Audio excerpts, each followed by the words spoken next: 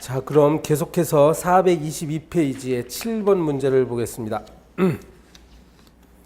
자, 이 문제는 취소 소송과 취소 심판 차이점을 물어보는데 1번 취소 소송은 정식쟁송. 지금 정식쟁송, 약식쟁송 나왔어요. 정식쟁송은 당사자가 완전히 대립된 상태에서 그 심판을 하는 사람이 제3자적 지위에서 공정하게 하려고 하는 겁니다. 원래 소송이라는 것이 정식쟁송이에요. 소송은 논리적으로 정식쟁송이 되는. 당사자가 모두 출석한 장소에서 구두로 변론을 하고, 그러니까 양쪽에서 서로 무기가 대등한 관계에서 공정하게 싸움이 이루어지는 게 정식쟁송이에요.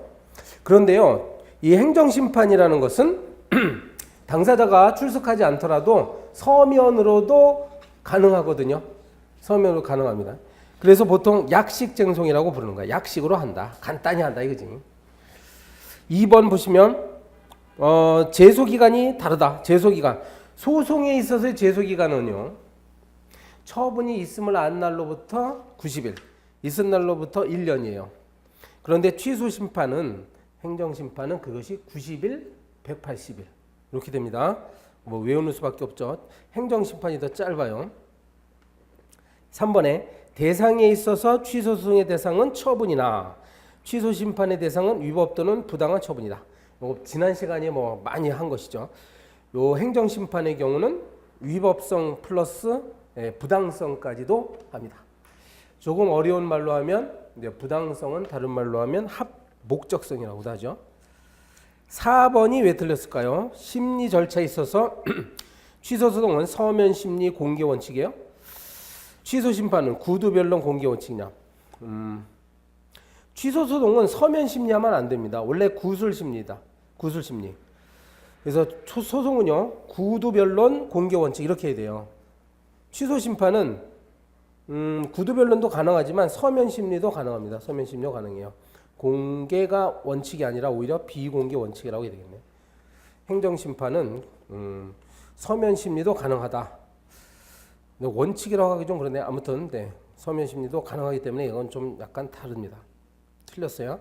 5번은 판정기관은 취소소송은 당연히 법원, 취소심판은 행정기관이죠. 여기선 일반 행정 또는 특별기관이 되어 있는데 행정기관이다. 뭐 이런 뜻으로 쓰여졌습니다.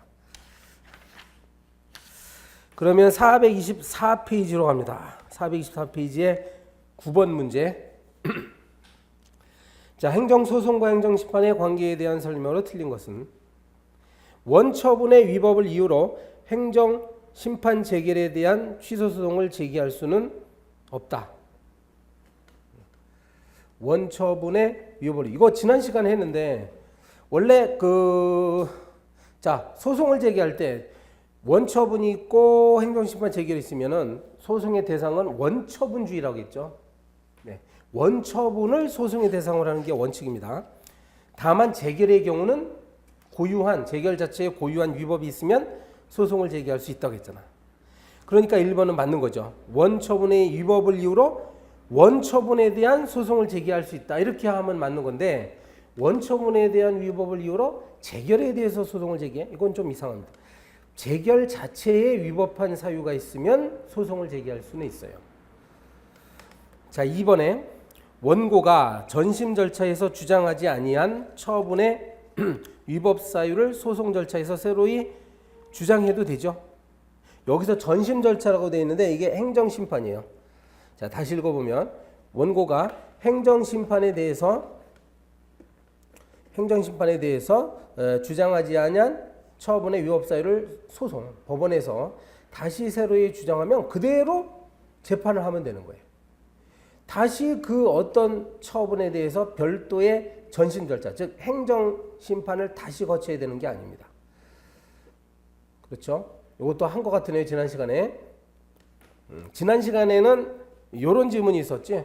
자, 원고가 행정심판에서 주장하지 아니한 사실에 대해서도 행정소송에서 새롭게 주장할 수 있다. 이렇게 배웠잖아요. 지난 시간에. 네, 그것과 연결해서 보시면 이제 소송에서 새롭게 뭘 주장했어. 그렇다고 해서 다시 행정심판을 또 거쳐야 되는 건 아닙니다. 한번 거쳤기 때문에 다시 그냥 소송으로 가면 돼요. 자, 3번 질문. 행정소송법 이외의 법률에 당해 처분에 대한 행정심판의 재결을 거치지 아니하면 취소소송을 제기할 수 없다는 규정이 있는 경우에도요.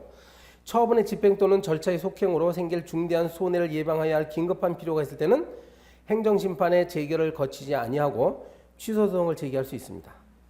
네, 이것도 역시 지난 시간에 했네요. 여러분, 행정심판은 꼭 거치지 않아도 돼요. 임의 절차라고 배웠잖아요. 임의 절차.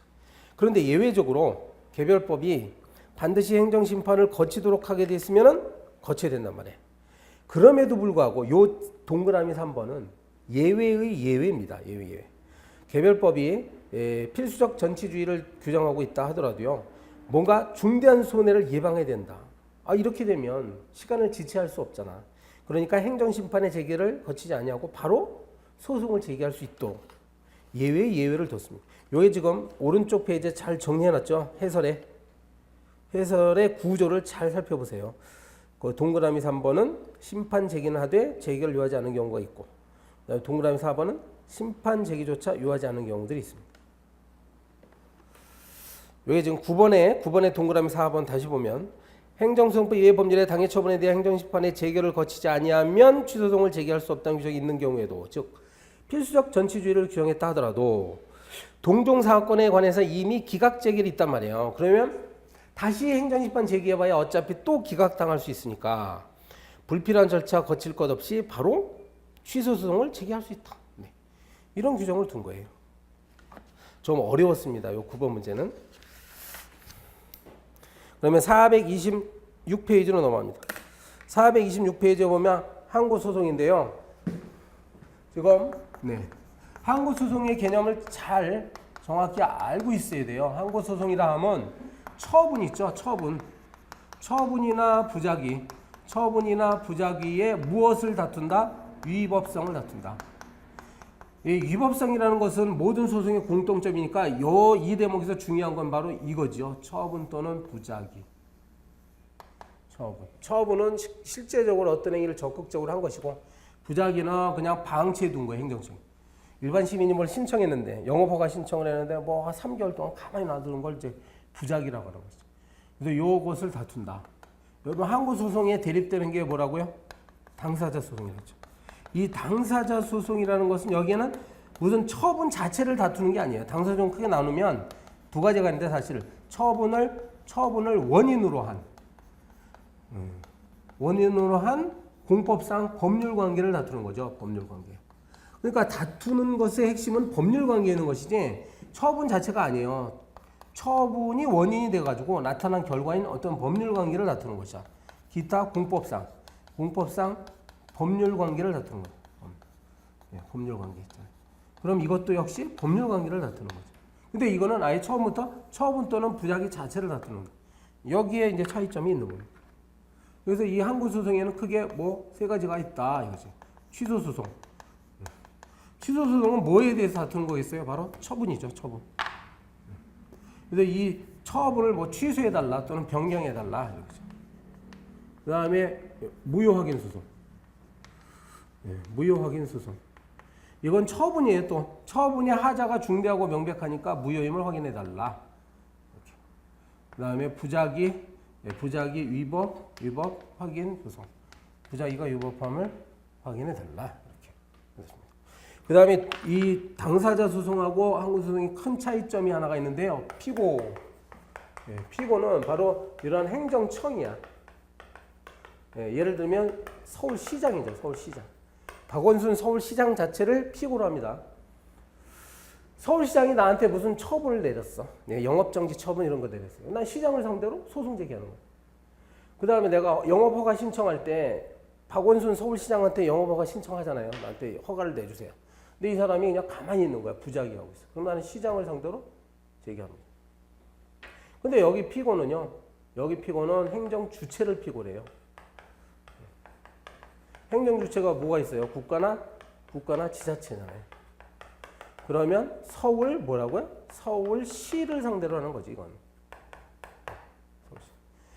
처분을 원인으로. 만약에 서울시장이 어떤 나한테 무슨 처분을 했어. 그래서 서울시장이 무슨 부당한 이득을 취하고 있어. 그럼 나는 부당한 이득을 돌려주세요라고 소송 제기합니다. 이게 당사자 소송이에요. 처분 자체를 취소해달라는 게 아니죠. 처분을 둘러싸고 나타났던 결과에 대해서 내가 제기하는데 그때는 서울시가 부당한 이득을 취했으니까 서울시를 상대로 부당한 이득을 반환해달라 이렇게 청구한다고. 이 차이점을 정확히 아셔야 됩니다. 자, 그러면 426페이지의 11번 문제를 봅니다. 11번. 자, 취소소송의 제1심 관할법원. 여기 지금 법원 이야기는 얘기 안 했죠. 자, 1번. 원칙적으로 피고 행정청의 소재지를 관할하는 행정법원에 제기됩니다. 피고 행정청, 저 시장. 만약에 서울시장을 피고로 한다 하면은 서울시 행정법원에다가 제기하는 얘기지. 2번. 국세청장의 처분에 대한 소송은 원칙적으로 서울행정법원에 제기하도록 해놨습니다. 이거는 이제 관련 법이 이렇게 한 거야. 3번. 당사자가 합의하면 원고 소재지 관할법원에도 소를 제기할 수 있습니다. 이른바 합의 관할이라고 하는 거예요. 합의 관할.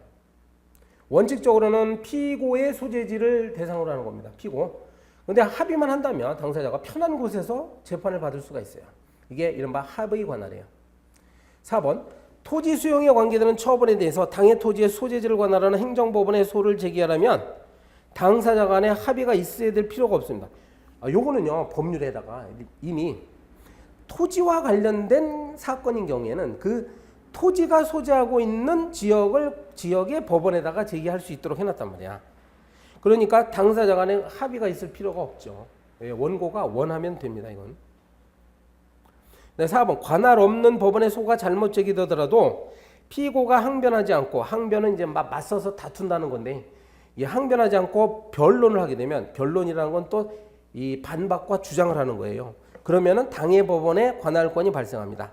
이른바 요게 뭐죠? 변론 관할 또는 응소 관할이라고 하는 건데. 가령 여기 서울시장을 상대로 서울시 법원에다가 서울행정법원에다 제기되는데 인천행정법원에다 제기했어. 그런데 서울시 쪽에서요 인천법원에 출석해가지고 여기다가 막 답변을 하더라 이거지. 그러면 이제는 인천지방법원에서도 재판이 이루어질 수가 있습니다. 이런 걸 뭐라고? 응소 관할 또는 변론 관할이라고 합니다. 4번, 5번 맞아요. 13번 보겠습니다. 13번. 행정소송법상 관련 청구 소송의 이송과 병합. 네. 13번. 자, 13번과 관련해가지고 관련 청구 소송이라는 것은 어떤 처분이 만약에 있다고 한다면 처분에 대한 취소 소송이 이루어지고 있을 거야. 예를 들어서 이게 만약에 서울지방법원이다. 서울지법에서 취소 소송이 이루어지는데 요 취소 소송과 요 처분과 관련된 관련 소송들이 있을 수 있습니다. 관련 소송. 관련 소송은 이런 게 있어요. 손해배상 청구 소송, 손해배상. 그다음에 부당이득 반환 청구 소송. 부당이득 반환. 그다음에 원상 회복. 원상 회복 청구 소송. 손해배상, 부당이득, 원상 회복 청구 소송. 네. 그렇죠? 여기다 플러스 하나.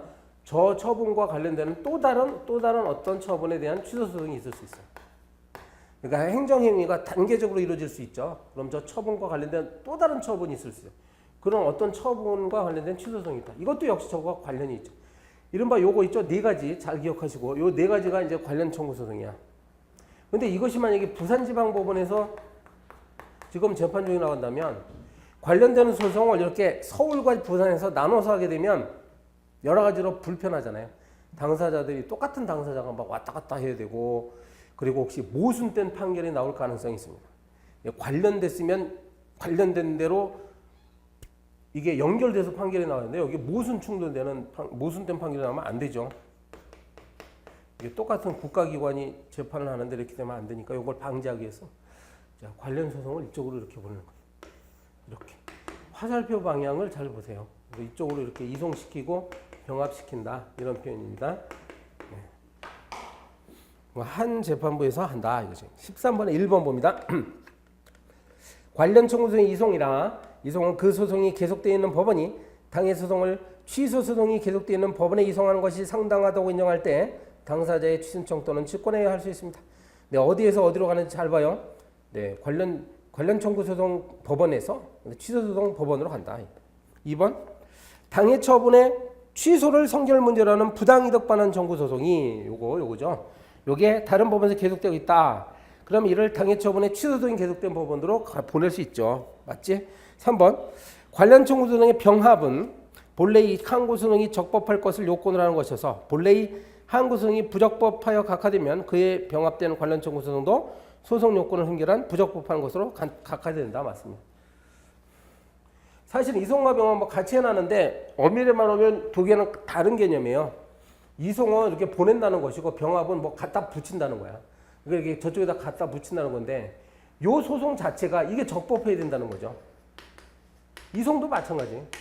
뭐 갖다 붙일 때 붙이는 원래 그 소송 있잖아요. 이게 적법해야지. 이게 지금 잘못된 소송에다가 갖다 병합시키면 안 되겠지. 그 이야기입니다. 별건 아니에요. 그치? 그다음 4번 당해 처분의 취소소송을 당해 처분이 원인되어 발생한 손해배상 청구소송이 계속된 법원에 이송한다. 여기 틀렸지. 왜 틀렸어요? 방향이 틀렸죠. 방향. 네. 이거 거꾸로 얘기돼요. 손해배상 청구소송이 계속된 법원에서 취소소송이 계속된 법원으로 보내야 된다. 이렇게 고쳐야 돼요. 자, 15번 문제로 갑니다. 다음 페이지 15번. 개인적 공권과 원고 적격. 공권이 있는 사람이 소송 제기할 수 있어요. 그리고 원고 적격은 그러한 소송을 제기할 수 있는 자격이 있는 사람을 말하죠. 1번 한의사 면허는 한의사 경찰 금지를 해제하는 명령적 행위에 해당합니다. 자, 여기까지 맞습니까? 맞죠? 네. 그래서 한의사 노릇을 아무나 할 수 없어. 그래서 일단 모든 국민들은 한의사를 할 수 없습니다. 그래서 금지를 시켜버렸다가 일정한 자격을 갖춘 사람에게만 한의사 면허를 내주죠. 이게 이른바 허가지, 허가. 그래서 명령적 행위의 하나입니다. 맞아요. 자, 그다음에 한약 조제 시험을 통하여 약사에게 한약 조제권을 인정함으로써 한의사들의 영업상 이익이 감소되었다 하더라도 이는 사실상 이익에 밑을 치고요. 사실상 이익, 즉 반사적 이익이죠. 즉 공권이 아니라는 얘기예요. 그러면 한약 조제권을 인정받은 약사들이 한 합격 처분의 무효 확인을 구하는 한의사에서는 부적법하다. 그 유명한 한약 분쟁의 결과인 판례예요. 한약 분쟁 아시죠? 벌써 오래전인데 한약 분쟁. 원래는 한약은 한의사들만 지을 수 있는데 전통적으로 아주 오래전부터 약사들 있잖아. 약방 운영하는 약사들도 한의사를 지어왔어요. 아시죠? 여러분? 약방에 가면은 막 한약도 팔잖아. 그러니까 한의사 집단에서 가만히 안 있었죠. 이른바 이제 한약 분쟁이 일어납니다. 그래서 약사들로 하여금 한약을 지어 팔지 못하도록 소송을 제기했는데, 그게 이제 재판부, 사법부가 법원이 상당히 힘들었죠. 이게 지금 양쪽이 큰 이익 집단이다 보니까. 그래서 어느 정도 절충안을 내세운 거예요. 그게 뭐냐면, 약사를 할지라도 앞으로 2년 동안에 한약 조제 시험을 합격을 하면은 한약을 계속 지을 수 있도록 하는. 그러니까 이번에는 한의사들이 가만히 있지 않았지. 그래서 한의사들에게 소송을 제기한 사건인데, 일단 한의사들의 영업상 이익은 헌법이 보장하는 재산권이라고 보지 않았습니다. 어떤 제도에 의해 가지고 얻을 수 있는 이익에 불과한 것이지, 그래서 사실상 이익에 불과하다 이런 말이 나온 거예요. 끝에 보니까 부적법하다고 했으니까 이 소송을 받아들이지 아니한 거죠. 2번 공유수면 매립면허 처분에 있어서 환경영향평가 대상 지역 밖에 동그라미 하시고 바깥에 있는 주민들에게는 원래는 원고 적격 인정이 안 됐습니다. 전통적인 판례에 따르면 영향평가 대상 지역 안에 있는 사람들이 환경상 이익을 침해받는 것은 권리인데 그 바깥에 거주하는 주민들이 어떤 불이익을 입더라도 이것은 반사적 이익에 불과하다고 봤어. 그래서 받아주지 않은데요. 이게 이제 새만금 사건에서 이런 판례가 새로 나왔죠. 그 바깥에 있는 주민이 할지라도 수인 한도를 넘는 환경 피해를 받을 가능성이 있으면 그러한 사실을 입증하면 되는 거야. 입증하면 원고 적격을 인정받아서 소송을 제기할 수 있다는 게 이게 새만금 사건 판례예요. 그럼 2번이 틀렸죠. 맨 끝에 보면 인정할 수 있다라고 있다. 자, 3번에 행정처분에서도 불이익 처분의 상대방, 이건 직접 개인적 이익의 침해를 받은 자로서 원고 적격이 인정되죠. 그런데 수익 처분의 상대방, 수익 처분은 상대방한테 좋은 거야. 좋은데 이 사람이 소를 제기하면 바보죠. 그럼 이러한 소송은 받아들일 수가 없는 거야. 구할 이익이 없습니다. 자, 4번은 오래된 판례인데 검사를 임용한다. 이제 법무부 장관이 검사 임용이에요. 여러분 사법시험 합격하면 연수원에서 이 사람들이 2년인가 3년 동안 교육을 받은 다음에 성적 순에 따라 가지고 막 지원하는 거예요. 1등부터 나와 가지고 나는 뭐 판사 지원하겠다. 그다음에 2등은 나는 검사 지원하겠다. 이런 줄 알았는데 이건 일단 여러분 알아야 돼. 재량행위라고 하시는데 검사 임용행위는 재량행위야. 뭐 성적이 좋다고 해가지고 무조건 검사로 임용하거나 그러지는 않습니다. 법무장관이 여러 가지 걸 고려해서 임용한다. 재량행위야. 그렇다 할지라도 재량권의 일탈이나 남용이 없도록 해야죠. 자, 그래서 이 재량권 일탈이나 남용이 없는 그러한 응답을 할 의무가 있다 이거야. 그래서 그러한 적법한 적답한 응답을 요구할 수 있는 응답 신청권을 갖습니다. 그래서 만약에 재량권을 남용하는 그런 임용 행위가 있죠. 그러면 그것을 취소해달라라고 항고소송으로 소송을 제기할 수가 있다.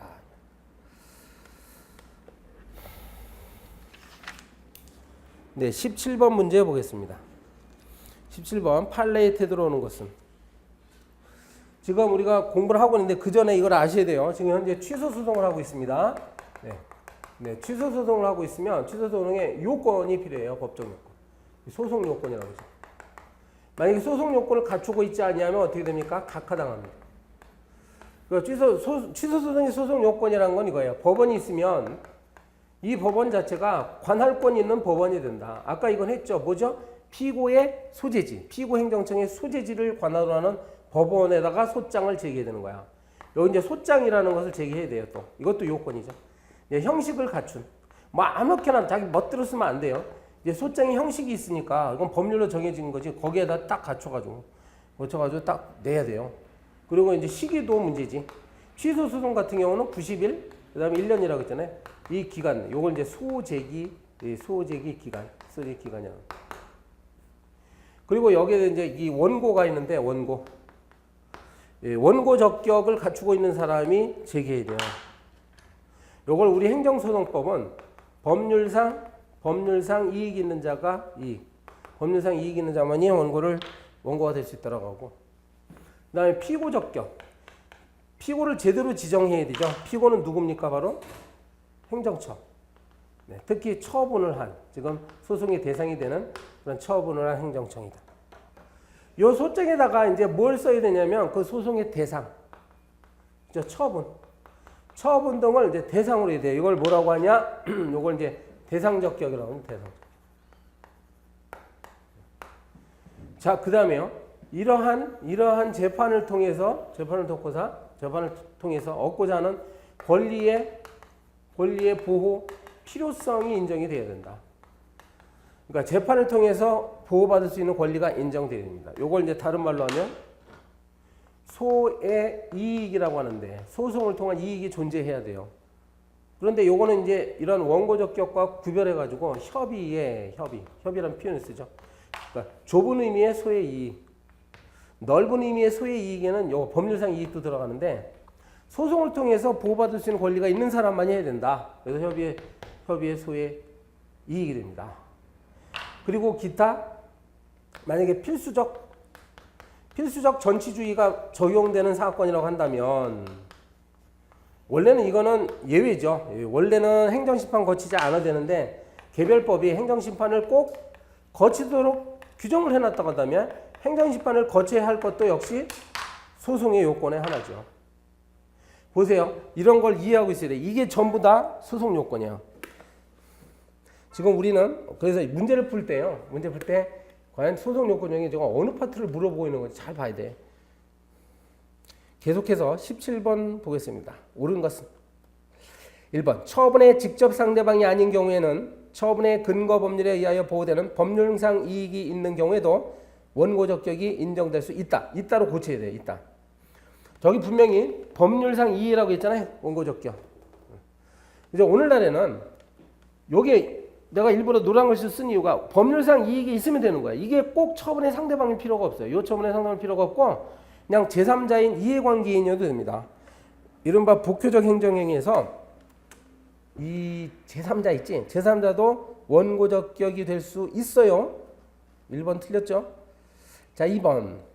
행정소송법 35조에 이제 무효확인을 구할 무효확인 소송이 있지. 무효확인 소송에서 무효확인은 법률상 이익이 있는 자가 제기할 수 있다고 돼 있어. 35조가. 자, 여기서요. 무효확인을 구할 법률상 이익이 있다고 보기 위해서는 행정처분의 근거 법률에 의해 보호되는 직접적이고 구체적인 이익이 있어야 하며 이와는 별도로 무효 확인 소송의 보충성이 요구되므로 행정처분의 무효를 전제로 한 이행 소송과 같은 직접적인 구제재산이 있는지 여부를 따질 필요가 있다. 지금 이 문장은요 전부 반대로 얘기하고 있습니다. 이걸 옳은 문장으로 바꾸려면 두 번째 줄에요. 직접적이고 구체적인 이익이 있어야 하는 것이 아니고 별도로 무효 확인 소송의 보충성이 요구되지 아니하므로 맨 끝에 이 여부를 따질 필요가 없다. 이렇게 다 바꿔버려야 돼요.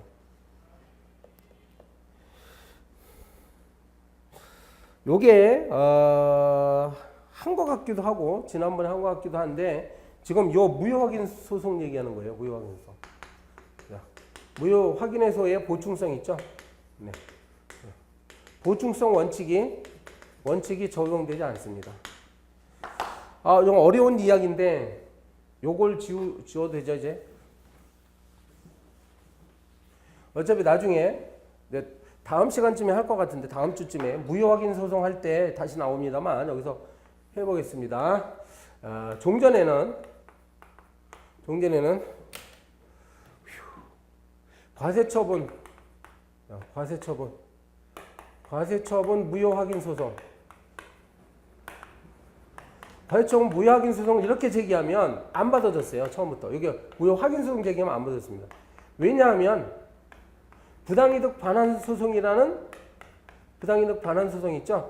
부당이득 반환 소송이라는 게 존재하기 있기 때문에 요것이 요 지문 동그라미 이번에 맨 끝에 보면 여기 이행소송이라고 나오죠. 이행소송. 여기 이행소송이 하나예요. 행정처분하고 하여금 뭘 이행해달라 이렇게 부당이득을 반환해달라 이거 이행해달라는 거지. 이렇게 이게 더 직접적이거든.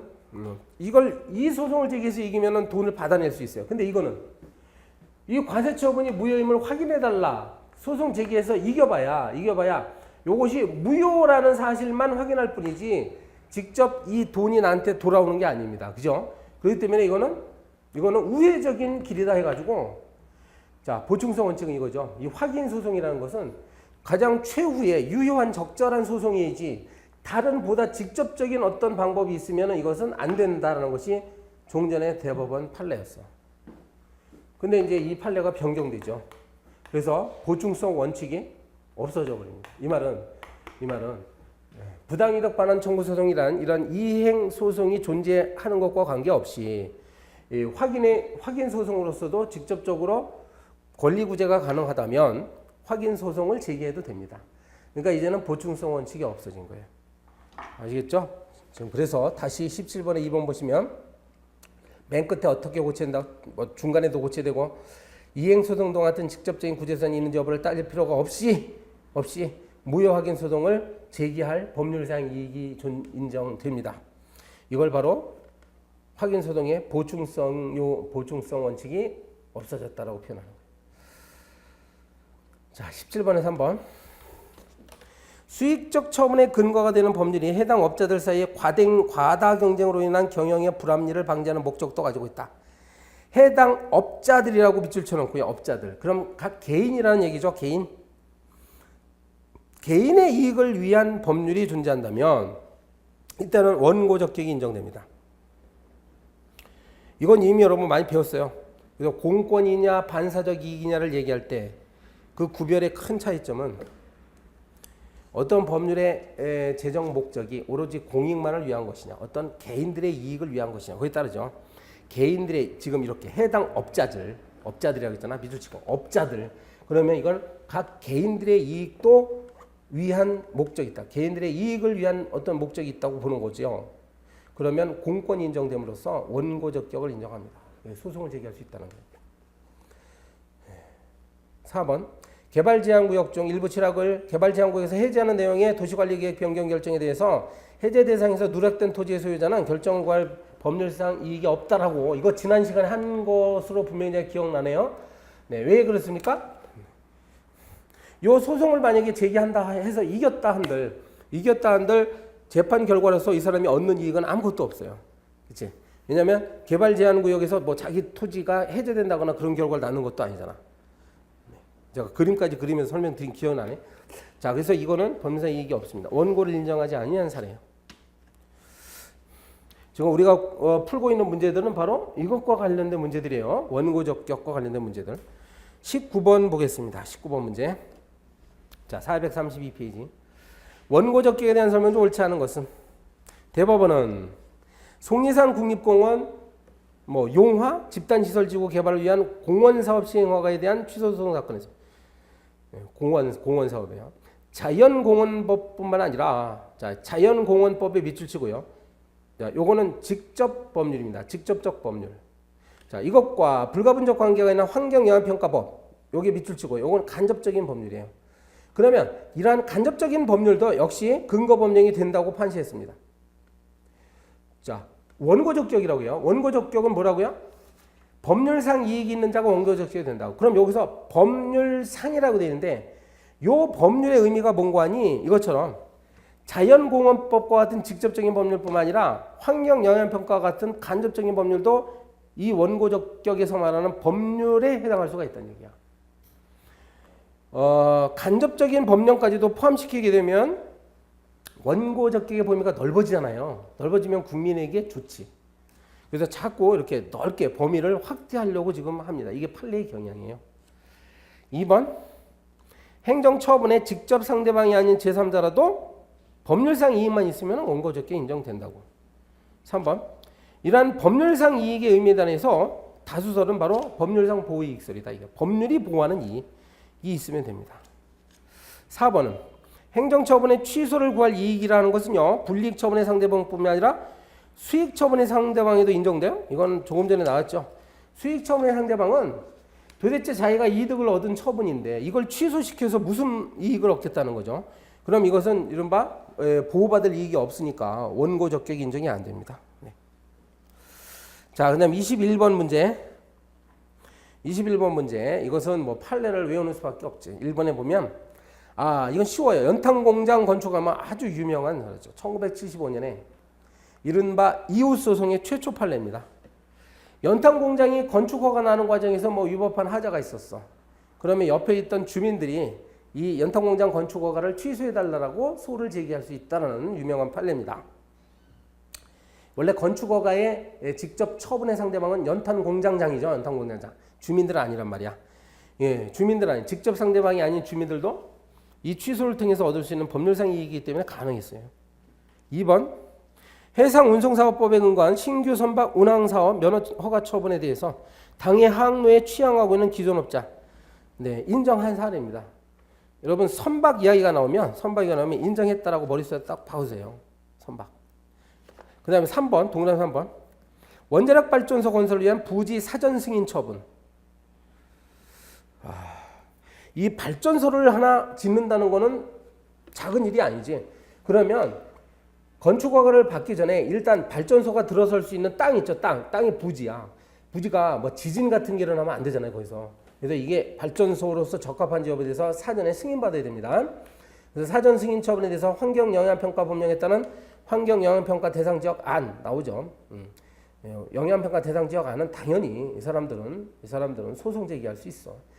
발전소 건설이 위법하다라고 한다면 소송 제기하면 됩니다. 4번에 목욕탕 이야기가 나오면 X라고 기억을 하세요. 목욕탕은 X. 목욕탕이에요. 공중 목욕탕. 현재까지는 그래요. 현재까지 대법원 판례는 목욕탕 사건에서는 기존 업자의 이익은 반사적 이익에 불과하다고 했습니다. 자, 23번으로 넘어갑니다. 23번. 자, 여기서부터는 이제 피고적격이네요. 요거 피고적격의 문제입니다. 처분을 한 행정청을 피고로 해야 돼요. 자, 그런데 23번과 같은 상황이 벌어질 수 있습니다. 처분을 했는데 그 처분이 없어지거나 아니면 그 권한 자체가 다른 행정기관의 권한으로 막 넘어가는 수가 있어요. 이렇게. 자, A 세무서장이 관할 거주자인 갑에 대해서 과세 처분했어. 그런데 처분 이후에 B 세무서의 신설로 갑에 대한 관할이 B 세무서로 변경됐습니다. 그러면 이때 갑은 누구를 상대로 소송을 제기해야 될까요? 원래 이 원칙에 따르면 처분을 한 행정청이니까 A 세무서장이라고 해야 될 것 같죠? 그런데 이미 A 세무서장은 이 갑에 대한 과세 처분에 대한 권한을 상실한 사람이야. 상실한 사람한테 소송 제기하면 굉장히 비효율적이죠. 그래서 현재 권한을 승계받은 B 세무서장이라고 해야 됩니다. 눈치가 있는 사람은 이거 맞출 수 있어요. 근데 B 세무서라고 하면 안 되죠. 또 B 세무서. B 세무서는 하나의 행정기관이 그냥 행정기관일 뿐이고 처분을 한 행정청은 세무서장이에요. 세무서장의 이름으로 처분했으니까 4번을 정답으로 됩니다. 25번 문제 보죠.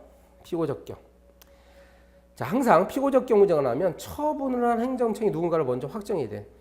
자, 세무서장이 압류한 재산의 공매. 여기서 공매가 처분이죠. 여기서는.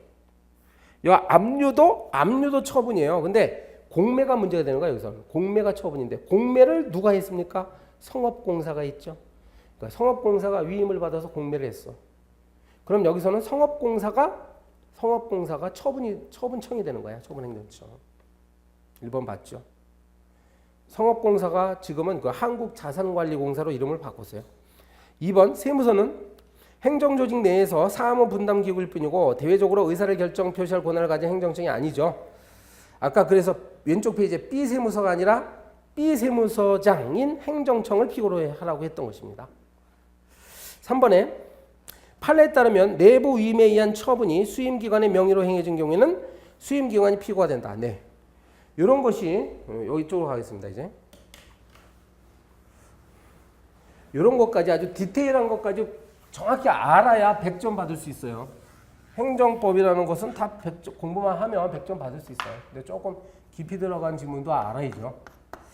자, 보면 A라는 관청이 있는데 이걸 위임청이라고 합시다. 위임청. B라는 기관에 이게 수임청이라는데 권한을 받았대가지고 수임청이야. 네, 여기서 이렇게 하는 행위를 위임했다라고 표현합니다. 위임. A 관청이 B 관청에게 권한을 위임했다. 물론 이것은 법적 근거가 있어야 돼요. 뭐 자기가 마음대로 위임하면 안 되고 법의 근거가 있는 상태에서 권한을 위임했습니다. 그러면 원래는 A의 권한인데 B의 권한으로 이렇게 넘어온 것이에요. B가 이제 권한을 보유합니다. 그래서 이 어떤 시민갑이라는 사람한테 이렇게 처분을 하는 거죠. 이렇게. 왜냐하면 권한이 얘한테 넘어왔으니까 얘가 이렇게 처분하는 거예요. 얘가 처분할 수는 없죠. 권한을 줬으니까. 이거 누구예요? 서울시장. 가령 서울시장, 얘는 종로구청장. 이렇게 돼요. 종로구청장이 처분하니까 이 사람이 피고 소송을 제기하면 B를 피고로 해야지. 얘가 피고가 되는 거지. 이게 원래 정상적인 모습이에요. 그죠? 법률적 근거. 시험 문제에서 아무런 얘기 없이 그냥 권한이 위임됐다 이렇게 표현이 나오면 피고는 바로 권한을 위임받아서 처리한 요 B 수임청을 피고로 해야 됩니다. 그러니까 이게 원칙이에요. 그런데 때로는 A 관청이 B에게 이렇게 위임을 해주는데 근거가 없는 상태에서 위임해 주는 수가 있어. 이러면 안 되죠, 원래. 그러니까 법적 근거 없이 함부로 위임하면 안 되지. 근데 이런 일이 많이 벌어집니다. 그래서 이걸 내부 위임이라고 이렇게 얘기합니다. 그냥 사실상 위임할 뿐이지 법적으로 위임해 준 게 아니야. 그럼 여러분 잘 생각해 보세요. 이렇게 내부 위임은 법적 근거 없이 이루어지니까 여전히 권한은 누가 갖고 있어? A가 갖고 있죠? 네, A가 갖고 있어. 그런데 얘가 이렇게 처분한 거예요. 갑한테 또. 왜? 자기가 권한을 위임받았다는 것을 빌미 삼아가지고 얘 이렇게 처분했어. 그럴 때 이제 문제가 돼요. 피고가 누가 되냐 문제인데 이거는 그 외부적으로 외부에 드러난 외부의 형식에 따라 달라집니다. 자, 그래서 처분을 할 때 공문서를 보면 이제 누구의 이름으로 누구의 명의로 처분했느냐 명의에 따라 피고가 결정됩니다. 요 처분할 때요 처분권자를 B로 명시했으면 B가 되는 거고 처분권자에다가 A로 명시했으면 A가 되는 거예요. 이렇게 하면 돼요. 정확히. 자, 그럼 25번에 다시 볼게요. 25번에 3번. 내부임 요거죠, 요거. 내부임에 의한 처분이 수임기관의 명의에 따라 저 B의 명의로 행해진 경우에는 수임기관이 피고가 된다. 맞습니다.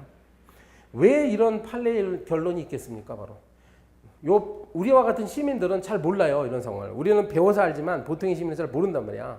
그러면 처분청이 누구인가는 당연히 공문에 누구의 명의로 되어 있느냐가 중요해지니까 여기에 따르는 거죠. 25번에 4번. 무효동 확인 소송에 있어서는 피고는 효력 여부나 존재 여부에 대해 확인 대상이 되는 처분 등을 하는 행정청이다. 맞겠습니다. 그러니까 처분 행정청. 똑같아요. 5번. 공무원에 대한 징계, 면직, 기타 본인의 의사에 반하는 불이익 처분에 있어서 처분청이 대통령. 특이하죠.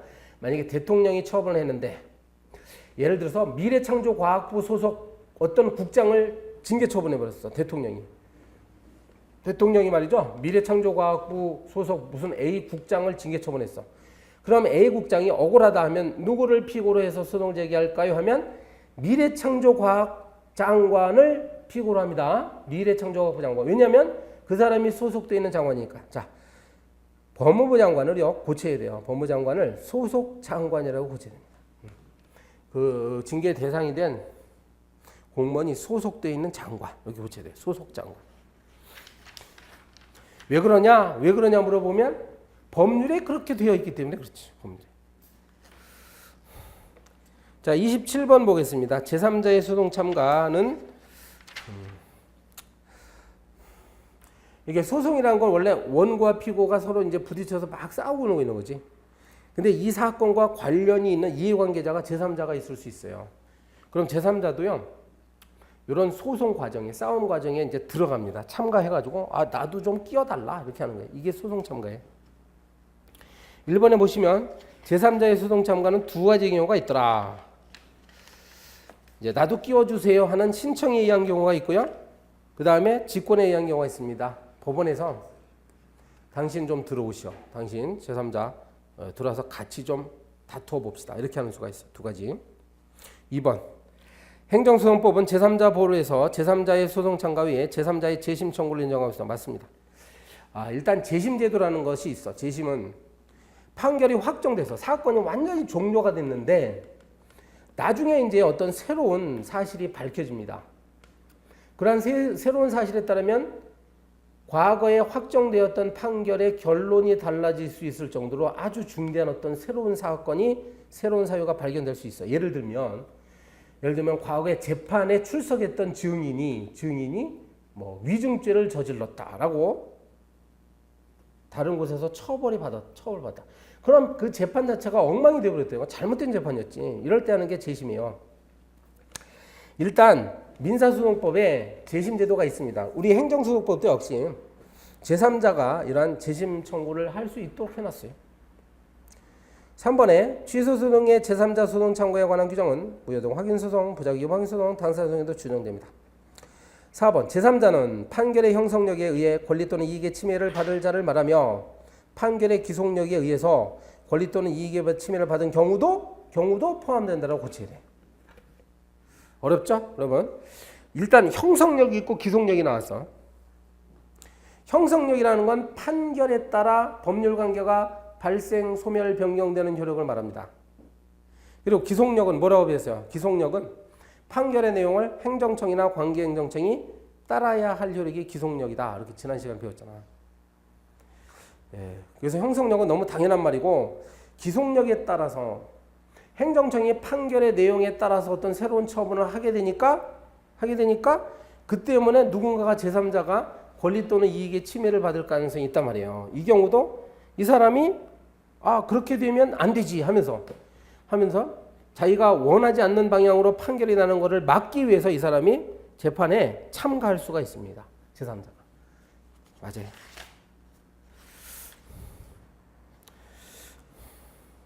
그 다음에 이제 그 요건이 또 다르죠. 438페이지 29번 보겠습니다. 29번은 협의의 소외이기. 요걸 말하는 거예요, 또. 이렇게 어렵게 해가지고 재판에서 이겼어. 재판에서 이겼는데 별로 뭐 남는 게 없어. 그러니까 재판을 통해서 도대체 무슨 이득을 얻기 위해서 재판했는지조차 의심스러운 경우가 있어요. 이럴 때는 법원에서 이러한 재판은 받아주지 않습니다. 이걸 협의의 소외이익이라고 얘기하는 거예요. 자, 29번에 보세요. 1번. 처분 등의 효과가 소멸된 뒤에는 원래 뭐죠? 처분의 효과가 소멸되면 소외이익이 없습니다. 그럼 이 경우는 원래 소송은 안 받아줘요. 그런데요. 처분 등의 취소로 인하여 회복되는 법률상의 이익이 있는 자는 예외적으로 또 소를 제기할 수 있습니다. 자, 여기다가죠. 여기에 뭐지? 29번에 1번. 이런 경우에요. 가령 영업정지 처분 2개월을 받았어. 그런데 2개월이 이미 흘러버렸어요. 흘러버렸으면 이때 소를 제기하면 어떻게 되는지 알아요? 이 소를 제기하면서 영업정지 처분 2월을 취소해달라. 이렇게 취소송을 제기하면 이거 안 받아줍니다. 왜냐하면 이미 2개월이 지났기 때문에 이 사람은 이제 언제든지 영업을 다시 할 수 있단 말이에요. 그렇지? 그럼 이제 와가지고 승소해봐야 승소해서 얻는 이익은 아무것도 없는 거야. 이게 바로 협의의 소액 이익이야. 여기까지가 바로 거기 1번에 보면 처분 등의 효과가 소멸된 뒤 이걸 내가 그런 거야. 처분의 효과는 바로 여기까지만 효과가 있는 거지 이거 2개월. 효과가 소멸된 뒤에는 원래 소를 제기할 수 없어요. 그런데 이런 경우가 있어요. 이런 경우는 또 얘기가 달라지는데 만약에 1차 위반하면 영업정지 2개월인데 2차 위반하면 혹시 영업 허가를 취소한다. 이렇게 만약에 법이 되어 있으면 이게 이른바 가중적 제재거든요. 이렇게 되면요. 이런 처분의 효력이 소멸한 뒤에라도 여전히 소의 이익이 있게 됩니다. 제기하면. 왜냐하면 이걸 통해서 만약에 승소하게 되면 이게 없어지는 거잖아. 그렇게 되면 패소했을 때하고 달라지지. 패소하게 되면 나중에 만약에 또 뭘 위반하면 그때는 2차 위반이 되는데 만약에 여기서 이기게 되면 이게 없어지니까 또 위반했다도 그때는 1차 위반이 되잖아요. 엄연히 효력에서 달라지지? 네. 요게 바로 그래서 취소로 인하여 회복되는 법률상 이익이 있는 경우에 해당합니다. 이때는 다시 원고적격 인정돼요. 자, 29번에 2번. 대집행 절차 아시죠? 대집행 원래 계고가 먼저지. 근데 만일 대집행 계고 처분에 위법해. 근데 이미 대집행이 완료됐어. 그러니까 건물이 철거가 됐다는 거예요. 그럼 이러한 경우에는 소의 이익이 없어집니다. 왜 그래요? 계고 처분을 취소 받아봐야 이미 철거된 건물이 다시 살아날 수는 없는 거니까요. 3번.